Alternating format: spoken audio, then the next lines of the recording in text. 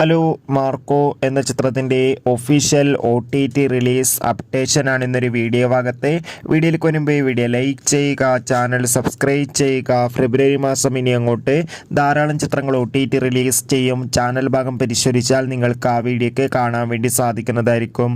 ഉണ്ണി മുകുന്ദൻ, ജഗദീഷ്, സിദ്ദീഖ് എന്നൊക്കെ പ്രധാന കഥാപാത്രങ്ങളായെത്തിയ ചിത്രമായിരുന്നു മാർക്കോ. ചിത്രത്തിന് അതിഗംഭീരമായ മികച്ചൊരു വിജയം തന്നെ സ്വന്തമാക്കാൻ വേണ്ടി സാധിച്ചിട്ടുണ്ടായിരുന്നു. ചിത്രം 100 കോടി രൂപ കളക്ഷൻ നേടിയെടുത്തിട്ടുണ്ട്. അതുകൊണ്ട് തന്നെ ഏറെ ആകാംക്ഷയോടെ മാർക്കോ എന്ന ചിത്രത്തിൻ്റെ OTT റിലീസിനായി ഏറെ ആകാംക്ഷയോടെയാണ് കാത്തിരിക്കുന്നത്.